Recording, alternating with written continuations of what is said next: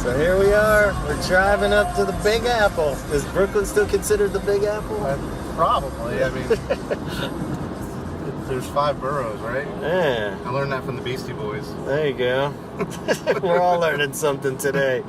Welcome to the Holy Hour podcast. This is our travel edition. Chaz and I, in person, in the flesh, together. Yeah. Not in our flesh. Yeah. We have clothes on, but we are driving up to New York for the big ceremony, the Hall of Fame induction ceremony of The Cure and some other bands at the Barclay Center Arena. Yeah, right? Center, I think. Center. I did this, a lot of preparation for this episode. Yeah. It's all coming together. Our stuff. Yeah. So, welcome. I'm Gavin, and got right here driving. Chaz, yeah. So, I had to pass a BMW that was driving too slow back there. Yeah, so we pardon our car noise, but we thought we would give you live reports, not so live, but recorded live as we're driving up and gearing up for the big night. So this is the pre-show segment of the show, and we're pretty excited because it's been kind of nothing confirmed a lot going up until this week, and then up until the day, and then this morning we finally got some kind of official confirmation that they did rehearse last night. Yeah, I saw pictures of the setup and the backdrop. Yeah, backdrops and instruments on the stage and everything. So it looks like it's official that at least something by The Cure will be performed. Who will perform? Could be anyone. But we're assuming it's going to be 2019 lineup of The Cure, and presenting. You know, we know that Trent Reznor will be inducting them, and we know that's cool that probably the actual band will be there, but Lowell will definitely be there. And we don't really know on top of that. Did he confirm anybody else of past members? Yeah, kind of hinted Coral, but yeah. I don't know if that was official or people. It's so hard. Like we were saying last night, I felt like I kind of had to just stop looking at social media and stuff because everything that was like kind of rumored and stuff was blurring together so much, and I was definitely paranoid that everything would just get like blown out, that it was like nothing was going to happen and I'd be totally heartbroken on this drive up here, you know, but it looks like it's good now, so I can start stewing again. But the band didn't communicate anything. Yeah, is mega frustrating, but I mean, and now kind of in almost hindsight that we know that they're officially playing something, it is kind of a dick move. I don't know if that was total. You gotta wonder if they were even sure if they were. Yeah, maybe they were playing it by ear, and it didn't really seem like the other acts were really blowing it out either. Like I think Roxy Music confirmed on their social media like this week too. So I mean, Radiohead said from the get-go they weren't doing anything, and right. I think Def Leppard said, because they're on tour, I think. Yeah. And they were definitely going to do it, but I mean, outside of that, like I don't even know if Janet Jackson's doing anything. But so she had some future shows lined up, so she is still performing. So, but yeah, who knows tonight? Yeah. Anything could happen. So down to get nasty. Yeah. So we're at least able to get excited now, I think, knowing that, you know, they did some kind of rehearsal and have their guitars with them. Yep. So that's definitely reassuring. So I'm pretty excited now, even if it is, you know, we talked on the top too of like, well, how long do they get? You know, it's been, I don't know where these numbers came from initially, like 5 songs, 3 songs. Maybe they play like a half hour. We saw in the rehearsal things people were sending around, so that would be cool. It's going to be Wendy time and Weedy Burton. Yeah, and all the hits. Non-stop. Or just watching me fall, and that'll be the whole set. Yep, there you go. So they're like, all right, thank you. I'm like, wow, they played one song. But I think we touched on our hopes of realistic and not so realistic set. You still sticking by? You think they'll do the big single? They're gonna do the realistic set. I mean, the backdrop I saw was the silhouette of Robert, so I assume that's for Boys Don't Cry if they're gonna. Yeah. But it might be up there the whole time, but I'm not entirely sure. But yeah, I'm pretty sure they're gonna go with that and probably Love Song. I hope they skip Friday I'm in Love, but I mean that's probably seems gonna like be that's played. gotta be. So that might be our 3 right there. Boys Don't Cry, Love Song, Friday I'm in Love. Maybe Pictures of You. Yeah, like even like the fact that Pictures of You and In Between Days would be like a cool wild cards, you know, or it's like maybe a Forest. I mean, because that's like their that song they play like just about every time they.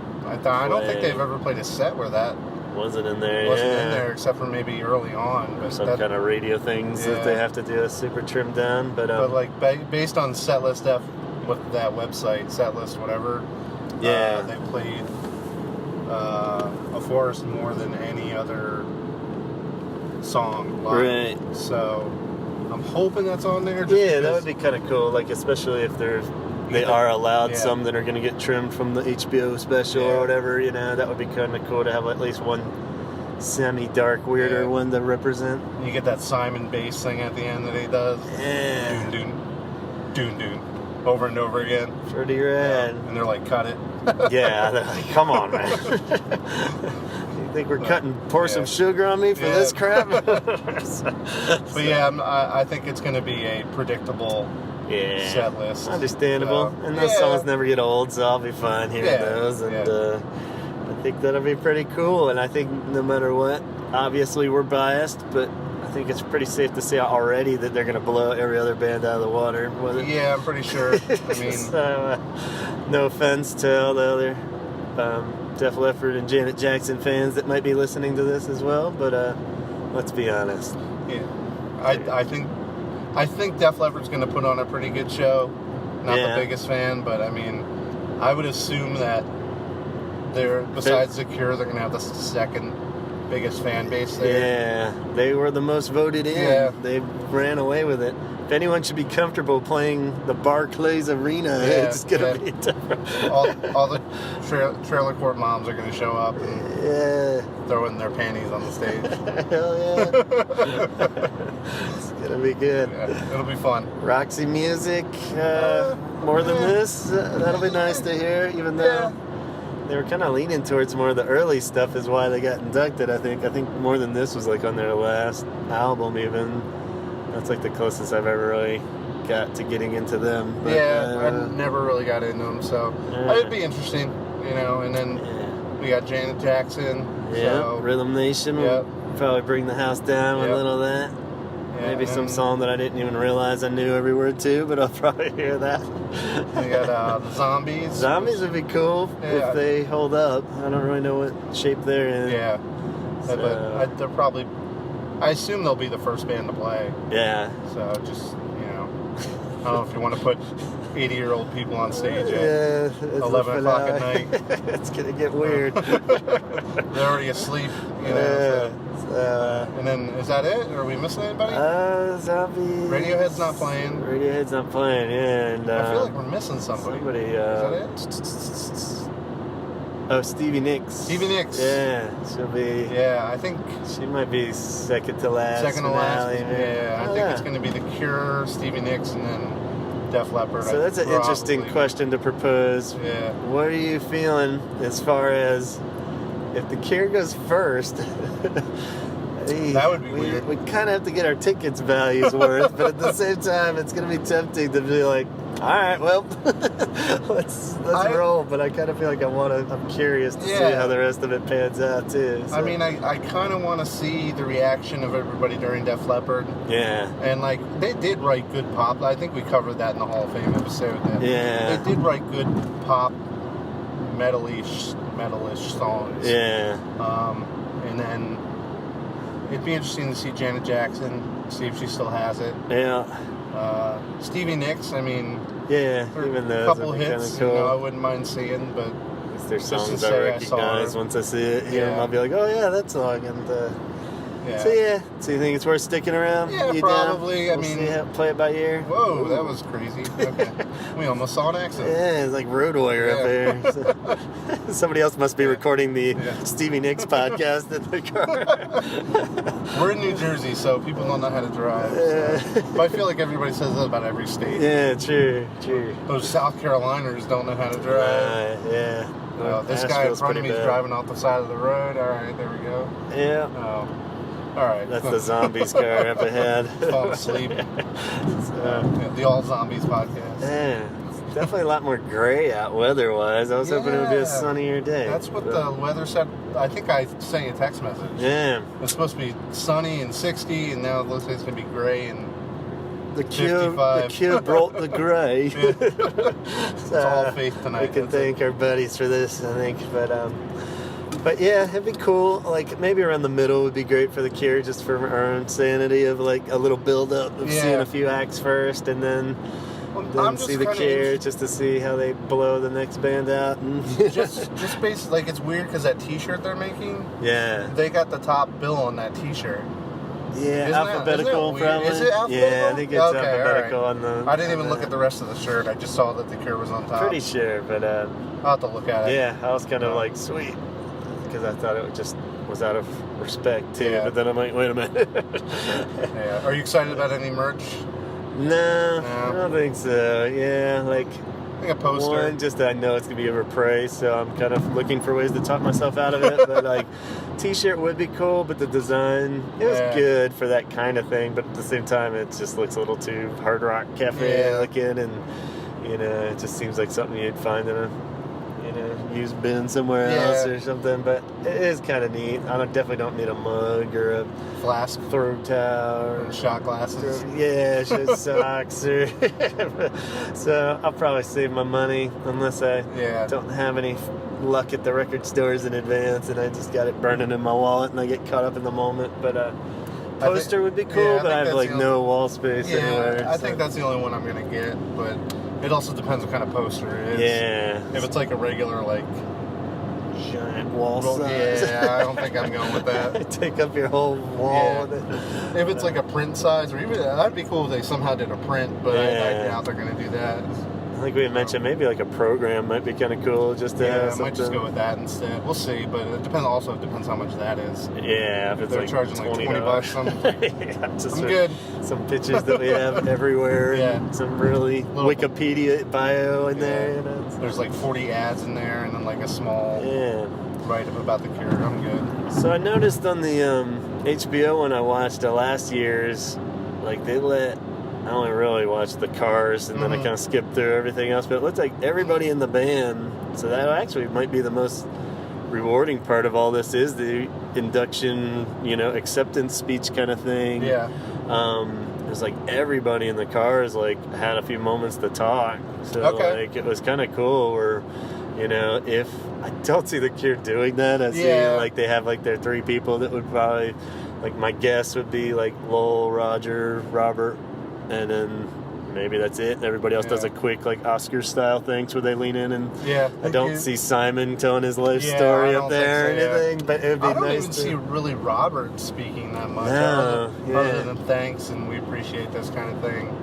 But, I mean, Lowell, you really think he's going to say anything? I see Roger being the mouthpiece of the band. Yeah, he always seems to be the dude that they can get more out of.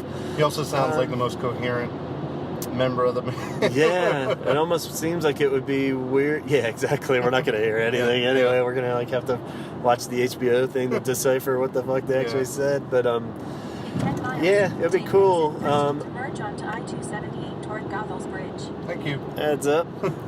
Checks out. So yeah, the idea. I think he was saying there's gonna be some past members. I think he said in a tweet, but he didn't confirm who. Or what, and I think since Pearl lives here or in the West Coast with him, I think out there, so I can see that. So that would be cool to see Pearl and anybody else on top of that, like Boris, of course, would be great. That would Perry, be awesome. I'd be stoked to see Boris up there. Yeah, so I think those are the only other ones left, right? Am I missing anybody that wouldn't be? Well, there was only 3 people not. Yeah, so like Phil, Andy, and Michael Dempsey got inducted, right? He's part of it, I think. Is he? Yeah, I think he was on the list. Yeah, I think it was only Matthew, Phil, and Andy that weren't officially on there. So yeah, that would be interesting to I probably could be standing next to Matthew at the urinal and wouldn't even realize it. No offense, but I haven't seen him in a while. So who knows what's... Taking a piss next to Lowell. Yeah, I'd be offended if he didn't piss him up. You know? It's like, come on, man, do it. Give me a little shake. I can't just piss on all my fans. I got to get back to my seat. But, so yeah, that'd be cool, like, just to hear them kind of say anything and then seeing whatever their montage will be that they put together as the video clip. Yeah. And I forgot about that. That's going to be cool. Something on the jumbo screen. But yeah, I agree. I don't really see Robert rambling up there and like getting all emotional for everybody. He's just going to be like, cool, thanks. If you can get like 2 minutes out of him, I think that would be pretty good. Yeah. But so I don't know. It's going to be should be interesting. Long ceremony because, you know, everyone's going to have all their people. Yeah. They're all going to be talking up a storm because other bands probably tend to love this a bit more than Cure. So well, I mean, you also got Janet Jackson's a solo act. True. Stevie Nicks is a solo act. I don't think she's going to have everybody from Fleetwood Mac up there because it's kind of like her thing. So you got Radiohead's definitely not going to have everybody in Radiohead, so whoever is there, if anyone. Tom York isn't going to be there, so you don't have to worry about that. And, maybe they allot the Cure a little bit longer. Yeah, we'll get 4 songs. Yeah, so that'll be cool. Yeah. And, I don't know, on top of that, excited to meet up with everybody. Yeah, we're going to the Hollow Nickel. Hollow Nickel? Looks like a cool place. And I think that's going to be around 4. We're going to try to hit up some record shops in advance, so we'll share any good finds. Yeah, absolutely. And we're going to see some people that have either been on the show or just been in touch with through social media. And definitely...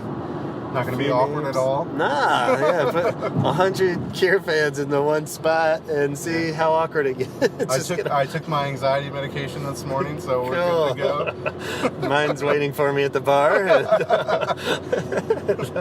We'll be good. Hopefully we won't offend anybody or embarrass ourselves too bad. But that always happens.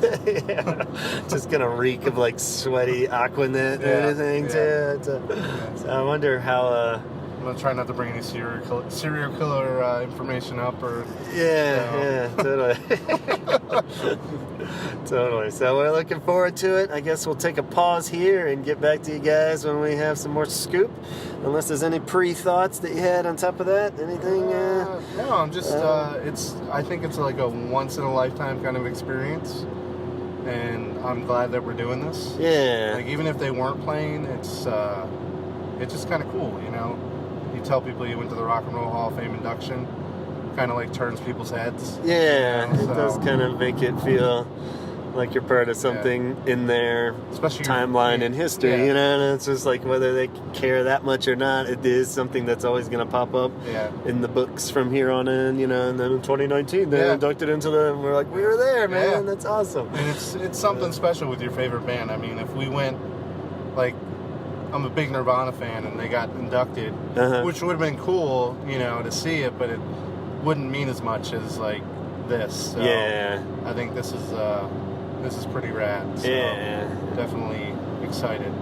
And you know, we aren't getting a big festival tour, so as of now, this is the only U.S. date. Yeah, so, this year so far. So we'll take it. Yeah, and, absolutely. Thanks so much in advance for making this happen. No problem. You've heard every step of this process on the podcast as it's gone, and we're like, should we? I don't know. And you're definitely the one that made it happen, Chaz. So thanks, man. And sorry about the dogs. Not at all. It was good to meet them. They were crazy. It's been a fun trip so far. So anything on top's a plus.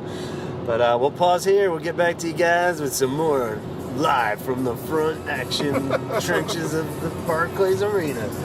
Holy Hour Podcast.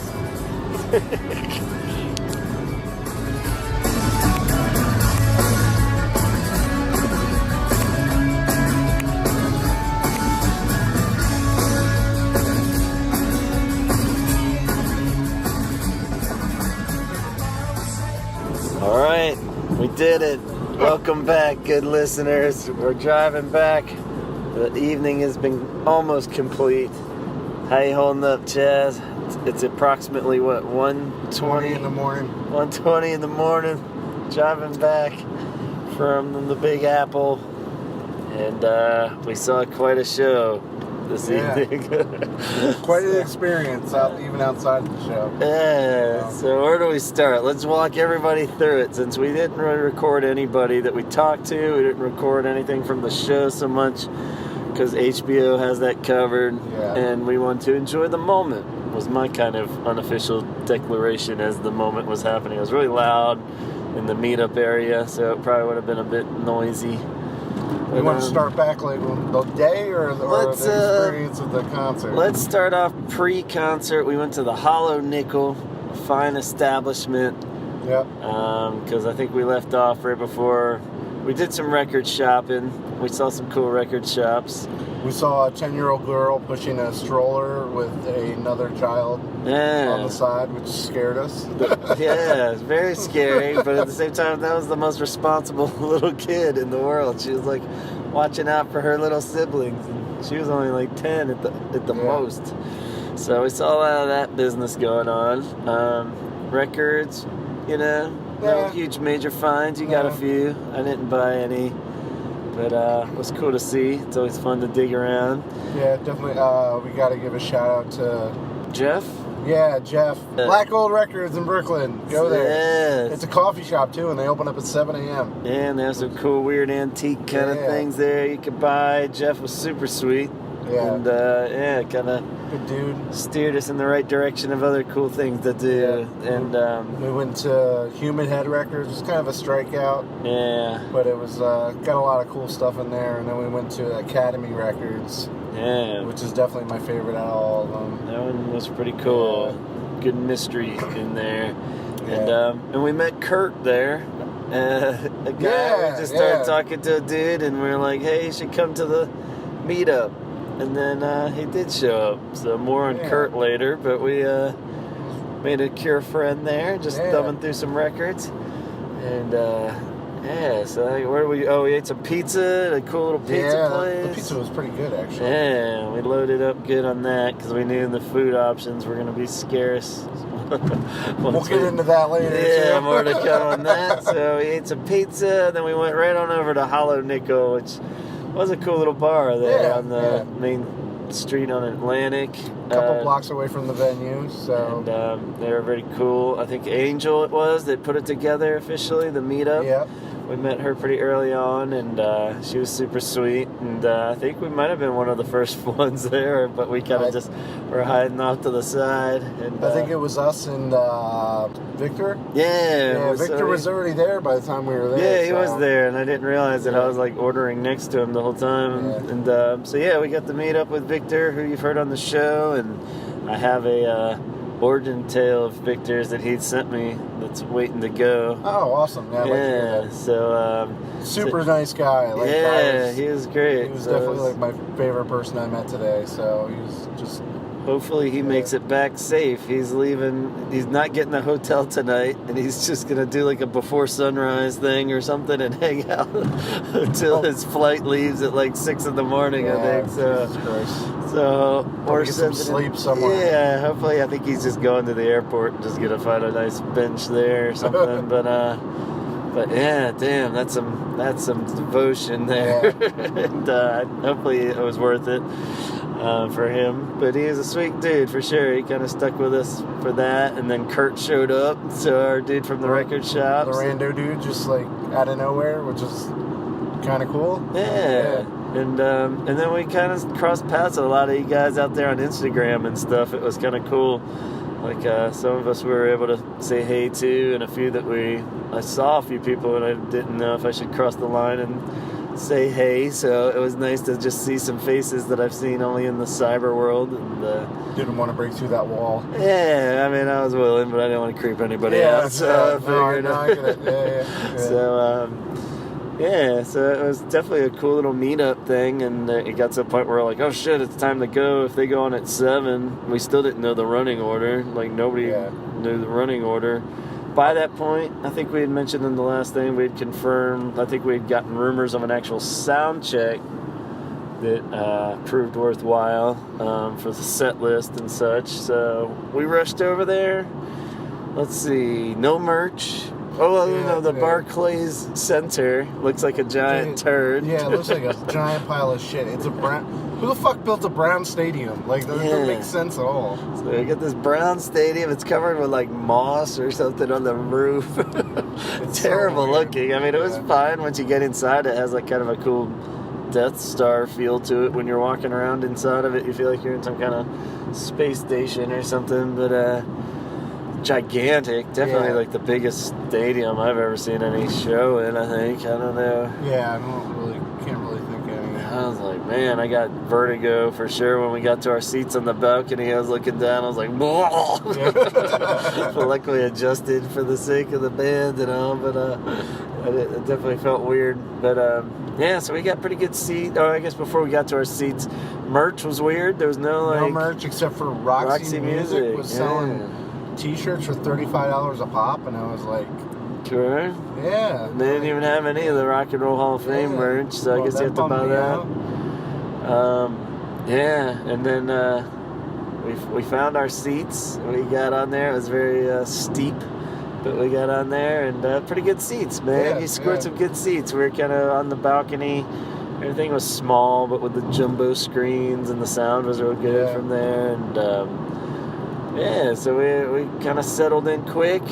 Out came Stevie Nicks blazing. Yeah, right away, went right into it. Yeah, which went against our theory that the Zombies were not opening it up.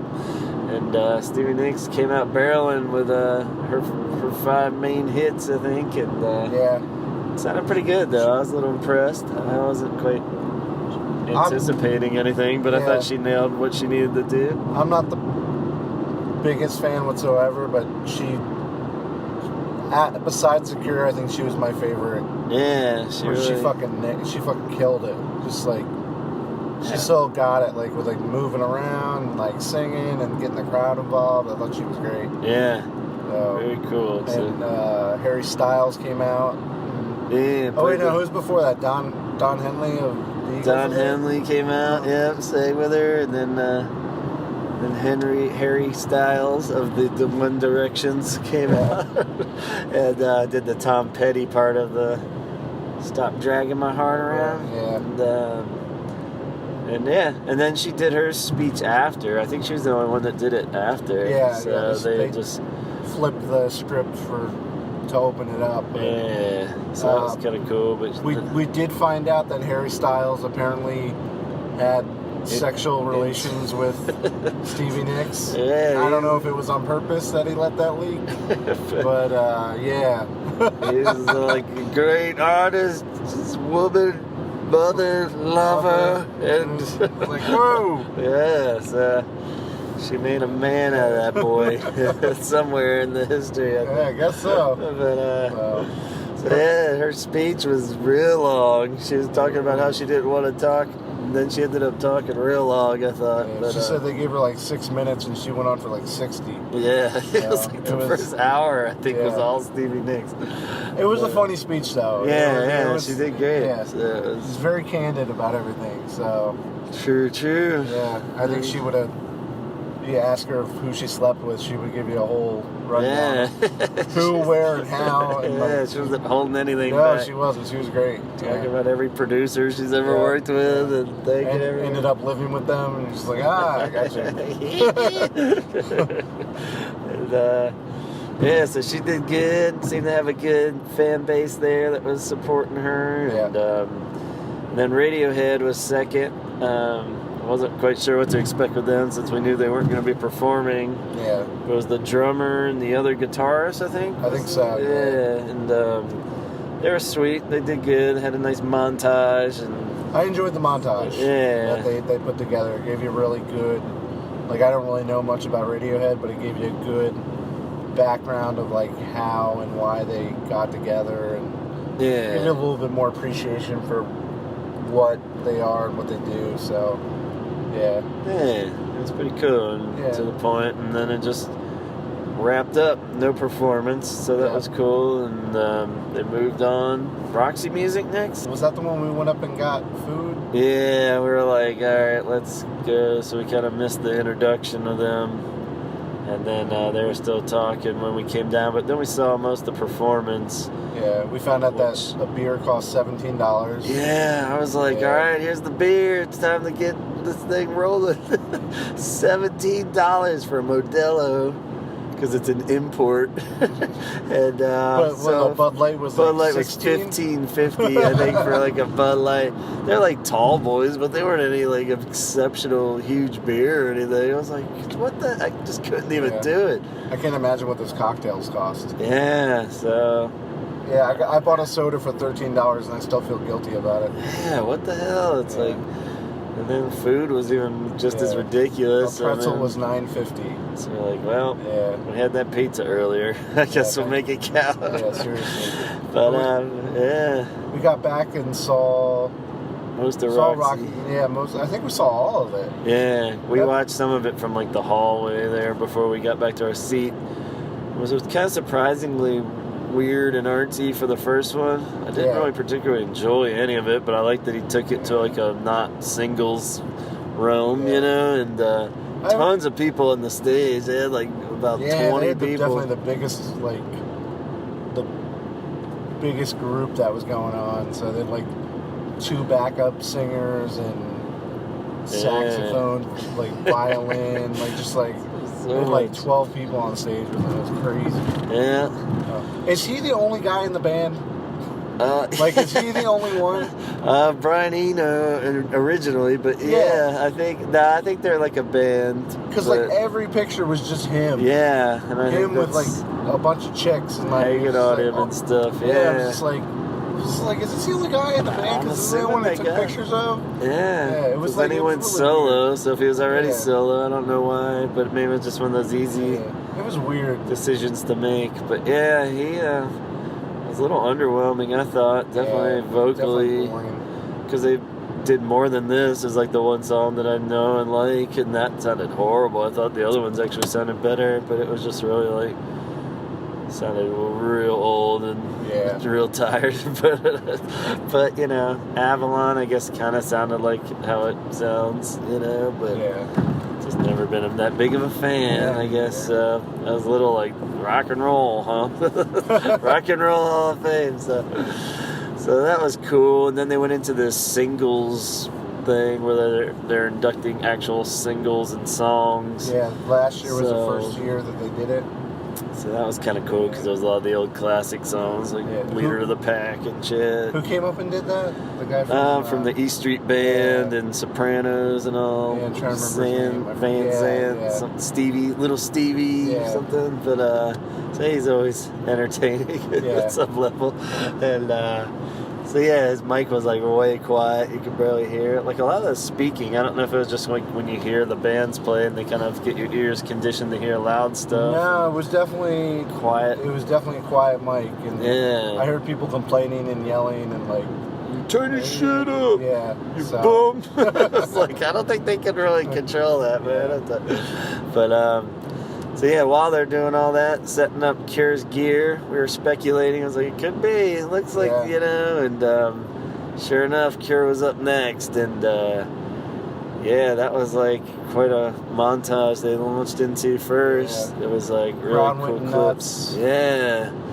Some lady behind me, I heard commenting and said that they weren't even this loud for Stevie Nicks. So Yeah. I think Okay. Cure fans definitely showed up Yeah. big time, and Yeah, especially by the time they called the band up onto the stage, and you know that was really sweet. You know, and it seemed like a really prolonged cheering session. Yeah. And Robert just seemed like he was about to lose it almost, Yeah, or it was yeah. like easy to get pretty emotional. You Yeah. know, it's like, oh my god, he's Yeah. like really, you know, sincere about it. I don't know if I just fall for it every time or what, but when you start to see Robert crack up a little and get emotional, you're like, Yeah. oh my god. It's like, I was getting all teary-eyed Yeah. too and shit, but Trent Reznor did a great speech. yeah, I guess before all Yeah. that, Trent did a good job for sure. He kind of hit all the right notes, Yeah. and couldn't hear him for some of it, which we'll pick up on the HBO thing, but make it funner to watch again. Yeah, he talked about trying to escape from small town life, and The Cure was like one of the bands that helped him do it when he moved to Cleveland, which was great, and kind of went through the whole catalog and like the main focus on Head on the Door for him and stuff. That was kind of cool. Yeah. And then he talked about how great of a back catalog from that they had, and how I was just like, that's cool, So, and then went on and like named a bunch of songs, and every time he named one, everybody kind of freaked out. And the montage was great too. It wasn't just like a billion clips I'd seen before, it almost seemed like some new audio, and then mixed in with just like really good quality, a lot of like Top of the Pops kind of stuff almost, but looked really great on the jumbo screen and stuff, so that was cool. That wasn't just rehashed Wikipedia entry kind of thing, So pretty cool. And they got the band up there, and then the big surprise or just coolness, I guess, was that it was all the current band, and then pretty much all the ones that have been inducted. So everybody, Boris, Michael Dempsey, Pearl. They were the only band that did that. Where they had everybody up there. Lowell.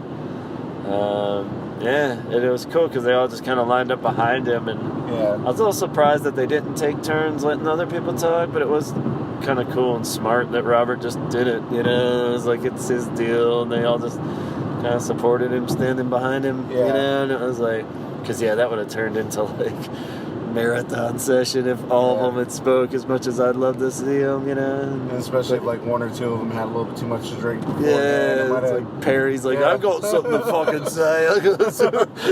It's like, oh shit, here it comes. But that was great. Perry was up there too, and it was really cool. The whole crew, and then he thanked everybody and addressed Andy and said, unfortunately we all, wasn't sad about Andy, but so that was pretty sweet that he got a nod for sure.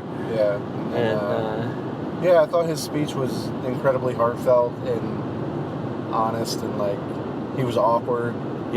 So but it like he rambled on here and there, which is cool. That great kind of Robert awkward, where basically all he did was thank people, but at the same time it turned into like a quirky speech in a sense. It worked great. Thank the fans, which was, kind of expected to happen, but, Oh, and Chris Perry, that was kind of a cool that was cool, too. out. I was I thought he was going to, like, thank Mary at that point. And, like, I was like, oh, it's going to be sweet. And then he's just like, there was this bloke at one of our shows. Chris Perry. It was just like, Chris Perry. I was like, oh. Because, it never even really dawned on us that, like, if he would be there or not until we were walking into the stadium. One of us said that. I was like, I wonder if Chris Perry will be there. So I was like, I didn't even think about that. I gave him a shout out, and I was like, so that's cool. Like, I wonder. Maybe. You never really know where they are, like, because they're a very private band. So you never really know who they're on who's good terms with. Who's in the outs. So that was kind of cool. But and then they launched right into music. And then, the set list was surprisingly awesome. We got the tip-off from somebody on the internet right beforehand, and how the specific set list was the same, right? I was like... it was just in a different order. So, but they started off with Shake Dog Shake, which was... Somebody had mentioned that it was a tribute to Andy, which was pretty amazing. If that was it or not. But, I mean, I don't... you wouldn't think they would have played it for any other reason, I don't know. It didn't seem like a very rock and roll Hall of Fame kind of play your hits kind of song. Right. So. But rock and roll wise, if they took that angle, it's like we're supposed to be a rock band, then this is a rock and roll song for sure. So, I mean, it definitely came out badass. It was just like, oh, fuck, they just like... took up the rock level for sure, and it was like, that was, and they kind of a kick your ass kind of start to their set, which was amazing. Totally, as always, pitch was perfect, and his voice was sounding great. Even he when, actually looked good. Like, yeah.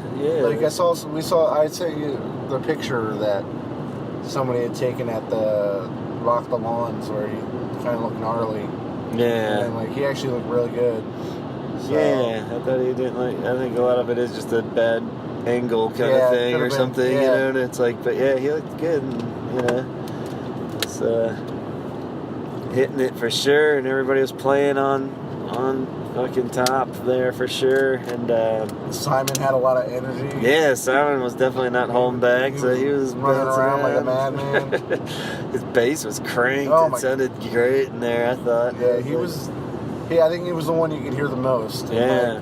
Especially in the next song going into a forest next. Like, what the fuck? I thought, like, they'd take that at the end if they did. You know, that was kind of our wild card. We wonder if they're going to do a forest. But second song, so that was pretty rad. And his bass was just cranked for that. That sounded great. So good. And everyone seemed to be digging that, too. And that was just kind of a weird 1-2 right off the bat. It was like Shake Dog Shake in a forest. That would... that was definitely low on the probability chart, you know, but we had commented that Forest might be on there because it's like the song they always play live more than any other song, but like I didn't really expect them to play it, especially not that early in it. So that was cool. Then what was it, Love Song next, which is still kind of sticking with the mellower ones, but that was cool. That sounded pretty much right on as you would expect, and they were using like a weird combo of like some of the tour footage stuff on the screen behind them. Like Shake Dog Shake had the silhouettes that they've been using, but then I think the other two, Force had the trees and everything. That was all the same. And then Love Song had kind of like the effect that they were kind of using for the other bands that didn't have shit. So it was kind of like a I don't even know, trippy vision or something. Just Robert singing for most of it. Yeah. So, but yeah, it was cool. It was cool. You know, I love that song. You know, live. It's definitely one of those songs you always want to hear. But So, does he sing different lyrics? Does he say whatever games I play on the recording? No, not on the recording, but live. Yeah. He always kind of changes that one up a bit, but I think because I feel like he doesn't say games on the recording. No, he doesn't. But he said it on like live, Paris and stuff. Because I picked that up last time in 2016. Yeah. When they played, I was like, did he say that? And like I could never really get confirmation. And he did it tonight. And he did it again. I was like, oh yeah, he definitely does say that. Yeah. So, but I like that line a lot more than. I forget what the actual one is, but that was like, that's all I have in my head right now. So that was kind of cool. Reeves was doing some weird little harmonics kind of thing too that wasn't normally in there, so that sounded kind of cool but different. Pretty cool. And then the next one, Just Like Heaven. That's the one that got. That brought the house down. The record executives all stood up down there on the floor. We saw everybody just jumping up, and it was definitely weird. Like you think that Love Song people would be up, but like as soon as they went into Just Like Heaven, everybody at the fucking tables. It was crazy. Everybody just got up. It was like I don't know. Like the whole stadium was already pretty much standing at that point, right? And a couple extra people in our section got up during that song, but like everybody in front was just like out of their seats, which was amazing. So it sounded great. There's nothing absolutely really different about it or anything, but you can always tell when they kind of up the energy level on that one though too, and it definitely sounded like it. That was cool. So they blew it out with that, and then got the 5th song in. So we got 5 songs, 2 more than the bare minimum that we were thinking we would get, but so I kind of figured they'd get 5 in once Stevie Nicks played 4. And they were fucking long. I was feeling pretty positive about it too. Same with Roxy Music. I think did 5 maybe, and it was like they did play 5. And they were. So that was cool. They did Boys Don't Cry. So that was like a quick one that they could squeeze in for sure. And that sounded good. That seemed a little more energy up a bit from like how they'd done it on the 2016 tour. So that was good. Robert rocking out with the acoustic guitar. You know, Jason had a lot of energy. Simon was being Simon. Yeah. You know, Rogers. Roger. Tickling the ivories. Whatever he's doing there for Buzz Up Cry. Yeah. But, Reeves is, you know, just slaying. Yeah. I don't know. But yeah, it was pretty emotional, like, and cool, like that it was all compact into such a technically short amount of time. I wonder if like you put the whole time frame together as like 20 minutes maybe, speech and songs, 30 maybe. If you had Trent Reznor and the montage they played before, I would probably say about 40. Yeah. So it's a decent chunk there. Yeah, just because. Which does make me worry that because this whole thing seemed way longer than I thought, you know, just because we're only at like halfway through at this point, and like.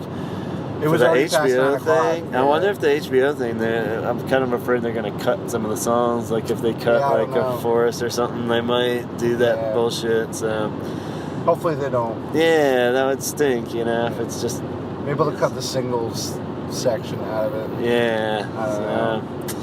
Who knows? But yeah, I guess that was the Cure's segment, and I hope everybody felt good about it. I definitely felt like they did the best possible thing you could do in a situation with that, as far as have people up there. Robert gave a good speech. Trent Reznor did great. The band fucking slayed. Played some weird shit that wouldn't necessarily be the obvious. Friday I'm in Love didn't even get played. So, you know, it's no in between days even. And the fact that you can, which, you know, that's kind of. That would have been pretty cool if that would have happened, but, you know. Whatever. Yeah, you can't play them all. So. But like Robert might have dropped a knowledge bomb at the end of the set, but I couldn't. I thought I heard what I heard, but sometimes you kind of want to hear what you want to hear. So actually knowing. He said, "Thank you, Chaz." Yeah, that's what he said. This is all for you, Chaz. I did it all for you. It's like, wow, all right, thanks, man. Appreciate it. Yeah. But he did say, "See you in the fall," right? Was that what he said? I heard. So yeah, see you in the fall. I thought. Which is pretty cool. So, and you know, I think there's some interviews they did on the red carpet or whatever. So maybe this is already we couldn't hear anything, so we couldn't listen to it. Yeah, my phone was dying and the internet wasn't working properly. So maybe there's already been some big bombshells dropped as far as plans and new album and Disintegration shows and tours. I mean, they're pretty much were saying that, but it's kind of. Like anything Cure related, it's great to get any more actual confirmation. You kind of take everything with a grain of salt. Yeah, so I mean, it's just one more thing that he said that we could hold it to, you know, and that would be great, you know. So I think we hopefully have that to look forward to in the fall. And well, the red carpet thing, apparently they said it's going to be at Disintegration shows. Yeah. So that's what I read, but I didn't get a chance to watch it, so we might have to edit this or, you know, talk about it later, but said that the Disintegration shows in the fall. We're coming to the U.S., so that would be absolutely amazing, and I hope it's not just what they did with the Reflections tour, where it's just in L.A. and just in New York. I hope it's an actual semi-decent tour, you know, even if it's only like 10 to 15 dates, it's, you know. Yeah, a couple more options. Yeah. but yeah, so that was it, man, and I was definitely felt exhausted after that. Even I was like, oh my god, and we're like, oh fuck this, the zombie's coming up, let's duck out. No, Janet Jackson. Oh no, Janet Jackson, which is a bit of a letdown. We kind of got her speech and then she didn't perform, but once she hit the stage in that dress, I was like, she's not performing. She's like, hi everybody. It's like, you're not dancing around in that. Yeah, that kind of bummed me out because I was like really excited to hear some songs and see her move around and nothing. So nasty. Definitely. Nasty I was waiting for Nasty. She's gonna dedicate it to Robert. Yeah. This is from my nasty boy Robert Smith. Yeah. But yeah, so that was cool. She gave a nice speech. And huge fans though, like almost were quite as loud. When the Cure took it up a notch, we said Janet was pretty much up there too. Yeah, I thought her fans definitely turned out, which was amazing. Especially that type of music and being associated with the Rock and Roll Hall of Fame. It's like you didn't expect it, and it turned out. You know, yeah. People walking around in Janet Jackson shirts everywhere, which was definitely rad. Yeah. So, I mean, everybody I saw, Def Leppard, The Cure, and Janet Jackson were the three that I saw the most of. So yeah, we saw some good Def Leppard gear. Saw some amazing Def Leppard gear. Some ripped up jean jackets with patches. We saw some full printed, multi-print T-shirts. Yeah, that was my favorite shirt of the night. The guy with the full Def Leppard printed all over the shirt in the bathroom. So we even got in the initial line behind some kind of Def Leppard mom that we were like, she's gonna be partying, man. And she was 86. She was in the trailer court, slamming some Michelobs and smoking some Marlboros. And brought her own bag of sugar just to throw everywhere during that song. But but then Zombies came out. We were like, let's go meet up with everybody and get a jump on this. So we did duck out, but sounded like the Zombies were doing all right. They looked old. They looked old, but they were up way past their bedtime.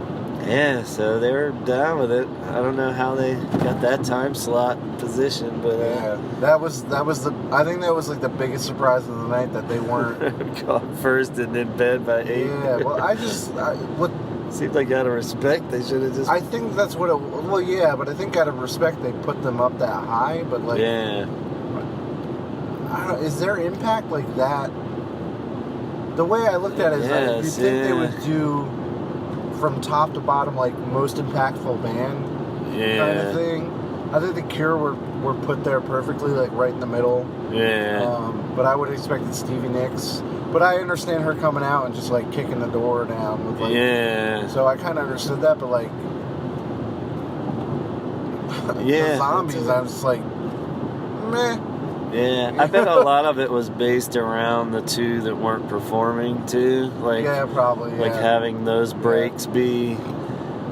I bet because that would have been really tough for a band to come up after the Cure too. So it was good that it was Janet, and then she didn't perform, and then it was like, so it was like a good amount of time passed again before another band came up, you know. So I got that. So there might have been some element of that, But yeah, so they had them, and then Def Leppard, I'm assuming, brought the fucking house down, and everyone cheered. But we didn't see that. We went back to the Nickel Buffalo Hollow. What was it? We first couldn't find the stairs to get out of the place. Yeah, so we walked around 16 laps around the whole arena. 10 miles. Take exit 6 toward I-276 West End, Penn Pike. And then we were walking around. We ran into Arusha. Yeah. And everybody was standing over Carl, by Arusha, a couple others. Andy again we met up with, and so there's a phone charging station that they didn't charge you for, which was pretty nice. Yeah, was awesome, because my phone was almost dead. His phone died, so we're like, fuck, we better charge this up before we have to try to get out of this city and figure out where we're going. So we kind of hung around there and regrouped with a bunch of Cure fans. Talked to Bridget, I think it was. We got her. Talked to her. Yeah, I'm trying to remember everybody, and again saw some familiar faces. But then everybody just was making the very slow decision to just go back to that bar. So we're like, we're starving. We gotta get some food, and ended up back there, and luckily they had a menu, so we got some delicious fries. Yeah, the fries were delicious. And Met we up had to wait a little bit too long for them. Yeah, all things considered. Victor caught up with us again, so it was good to talk with him and get his recap, and he seemed happy with the way everything went down, and everybody seemed pretty stoked about it. I don't know if anybody could have thought it could have gone any better any other way. I don't know, did we mention that guy early on took a picture of had showed it to us, and it looked like Mary was there, but I didn't see any there was video or something. I'm assuming it was her, but it was such Yeah. a small photo. I don't know. There was some dude sitting in front of us that had a digital camera, and he was zooming in on the crowd like Yeah. a damn satellite, you know. A little 80s. creepy, but you know. He's like, look, they're all here. Yeah, he took a picture of them sitting at a table and grabbed Gavin and showed him, and he's like, yeah, I guess so. It's like, Mary's here. I was like, okay, All right. cool. Easy killer. Yeah, but She's married, just back off. Yeah. So anyway, going back to we kind of just met up with some people, hung out a bit more, saw Rusha, but everybody's seemed happy, like you said, and we kind of hung out at that nice bar for a little bit longer, but we said we gotta go. The car, We only got it till 1, and we gotta go back and get clock's it. ticking, and the road is calling us, as the old Tom Waits song goes. But yeah, I don't know. Are we leaving anything out? I think. I don't think so. It was pretty damn successful as far as considering 2 days ago we weren't even sure if the band was going to be there at all. So I consider this a win, and I think we lucked out. And it was definitely worth going and seeing that kind of emotional moment. It was very cool. I do have my favorite my favorite quote of the night was yeah. we're walking down the stairs, and there's 2 girls standing next to us, and one of them was talking about some attractive guy and said, "Forget the table, I'll sit on his face." Turned my head. I was like, what the fuck is going on? Forget about the table. Let's sit on his face. And then before we left the city, the guy that was behind us in the car was playing Snow Informer that was way too loud. Yeah. Or we could hear it. So it was interesting. Yeah. That's New York for you. It's New York. New York. It was a great experience. So I'm glad I could spend it with you. Yeah, thanks for making this happen again. And I think we pulled it off. And sorry we don't have any actual people's comments, but like we said, we just chose to try to live in the moment. Yeah. Didn't try to get some horrible landing on the moon sounding footage with all the noise behind it probably, but towards the end of the night, everybody had a couple drinks in them. So. Yeah, the stories would have been a lot more like, whoa, thing about the cameras. But I heard a couple that people were talking, and I'm just like, So maybe we'll leave you with, if you were there and you had a unique experience that you would like to share, definitely be sure to add it on in written form, or somehow you can add it on to the Facebook page thread or somewhere in there. We can make sure we can continue it on and incorporate everybody there. And we saw a bunch of you. We just talked to you. Yeah, we try to keep it in Cure fashion, where we kept it socially awkward and just lurked to the side. But we were there. We were all together, and it felt kind of special, I think. So yeah, absolutely. So yeah, we felt like we were in a private club. Yeah, so it was pretty rad. So. Thanks for listening. I think we can wrap it up with that. And like I said, chime in if you got something you want to share. We'd love to hear it too. And maybe we misinterpreted everything. So who knows? Everyone sees something different. Yeah. So you hear what you want to hear. Exactly. So who knows? But we had a great experience, and I think we're pretty close to home at this point. So yeah, we got about another 40 minutes or so. Oh boy. Yeah. I'm pounding a Red Bull. So if this ever gets uploaded, you know we made it home. So thanks for listening, and thanks for driving, Chaz. Oh, no problem. And thanks for the Cure for being good enough to get into the Rock and Roll Hall of Fame. And actually showing up and playing. Yeah, and actually that is really important, making it a cool event and not just slipping through it and be like, whatever, man. So good on you guys. You really treat your fans well in the long run. So, and check this shit out on HBO. Even though I don't know the exact. April 20th is 20th, I think is on there. So yeah, you'll see ads for it, but it'll be on HBO if you didn't catch it. Yeah. Call your local cable provider or share somebody's password for HBO Go and. or don't. Yeah, there you go. We're not sponsored by HBO yet. All right, guys. Thanks for listening. On behalf of the bad boy who was with us in spirit, talk hard.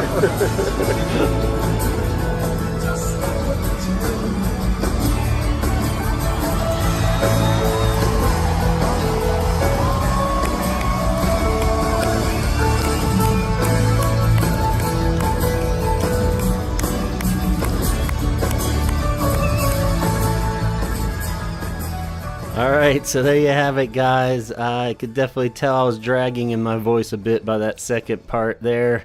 I guess I'm getting old, man. Hanging around at 3 in the morning is a tough business, man. I didn't even feel like it hit the bar that hard or anything, but I could definitely tell. So sorry about the drone in my voice, but hopefully you got to experience the evening a little bit through Chaz and I's eyes if you were not there. And hopefully we did our job. You know, we enjoyed it. I think the evening just on a whole is like so much more than I expected to get out of the evening, to be honest. It was we really, as you heard, didn't really have high expectations. We didn't really know what to expect even, and it proved to be fun. It proved to be exciting and emotional, like everything that a Cure show is condensed into about 40 minutes, you know? So, you know, we really couldn't have asked for anything more from an event like that. Since then, coming home, there's been a huge blow up of Robert Smith on the red carpet with Carrie Keegan. Went viral, and everybody was getting a good laugh out of Robert's dry humor on the red carpet when, you know, you've all seen the clip at this point. But it's a little crazy that it's blown up that big. Like, I just feel like, you know, it's a little silly because we know Robert in these interviews, and pretty much every interview he's given, he's kind of done that, you know. So it's definitely nothing shocking, but at the same time, I think because it was such a mass audience kind of thing and so many people got to see it firsthand, it was a bit surprising to people, and everybody seemed to appreciate the humor side of it more instead of taking the angle that Robert was being snotty to this girl, because she was definitely a little overly obnoxious, but at the same time, you know, you kind of could feel her excitement maybe, so who knows. But yeah, she was definitely a whirlwind of something going on, and that never really meshes well with Robert. So so yeah, it was pretty funny. Check it out if you haven't somehow seen that. And since also the ceremony, there's 2 really cool clips that I heard courtesy of Victor. I was just kind of trying to catch up on sleep and regroup, and was laying low and not really combing all the aftermath of Cure stuff out there, and our friend Victor hooked me up with 2 interviews that are super awesome. One was Roger from, again, like Sirius XM, I believe. I'll put links to both these on the Facebook page, but and then the other one was Robert on a right after the show backstage kind of interview where he answered one question, and both of them were like really insightful and cool to a lot of the mystery that we had before the show. And it really did sound like, you know, up to about 2 weeks before, they were really just could go 50-50 on whether they played or not. The best part of the interviews is that they really both address how they wanted everybody in the Hall of Fame, and they were pissed that they left the 3 out. And it was really sweet to just see how they addressed Andy, Matthew, and Phil, and you know, really wanted them in there too, but the Hall was being dicks about it apparently. So you know, but it was kind of cool to hear him address that and confirm that Shake Dog Shake was a nod to Andy, and something we didn't catch at the time, but Robert had a little sticker on his guitar that had Andy Anderson on it, and his birth and death date. And yeah, so it was nice that those things got acknowledged, and Phil got a shout out with, you know, in the acceptance speech. So I mean, it was kind of cool that they confirmed these things, and it's just really cool interview. Roger in particular does a really good job. He talks about his role in the producing of that Morrissey movie. So if you've always been curious about that, a little more light gets shed on that. And what else he talks about? Oh, they cut it right before he talks about the new album and Disintegration stuff. And so yeah, more on that, I guess, has just been that the in the fall, hopefully we're gonna get a delivery. But also in that interview, Roger jokes that you never should believe anything Robert says. So it's pretty awesome. And check them out if you haven't yet. Aside from that, our old buddy Arusha has teamed up with Carl, who you guys on social media are probably pretty familiar with at this point. But on Carl's YouTube page, they have put together a video review of the Hall of Fame experience. So if you haven't seen that yet, be sure to check it out. We'll link to that here on the Facebook page too. Definitely a well-edited and executed review from the whole show to more fan perspectives and things that have happened among the fans pre and post show. So go check that out. Otherwise, we hope you enjoyed it. Thanks for listening. Be sure to subscribe on iTunes and on Instagram. We're there at the Holy Hour Podcast. YouTube, subscribe there. We got just about every episode up now. So pretty soon it's going to be even where you can check out all the episodes on YouTube or just keep checking out the latest here on iTunes. But they're all in both eventually here. And if you want to email me directly about contributing or just have a question or comment, you can write to me at gavinconnor@gmail.com. On top of that, be sure to go to 17secondsshirts.bigcartel.com so you can get some of Chaz's awesome Cure shirts that he puts together. And you saw them, you've seen them, you know what's going on out there. Get in on the action. So you got to snag them on the pre-orders. So check it out there and on his Instagram at 17_seconds. Lots of great episodes still on the horizon. Thanks for letting us crank these out here. I hope we're not piling too many on top of you, but it'll get back to the slower pace. But we just had too much that was a bit time relevant to share, so we've been just kind of piling up, and hopefully you can get to them sooner or later or all at once. Either way, thanks for being curious, and thanks for listening. We'll talk to you soon. Talk hard.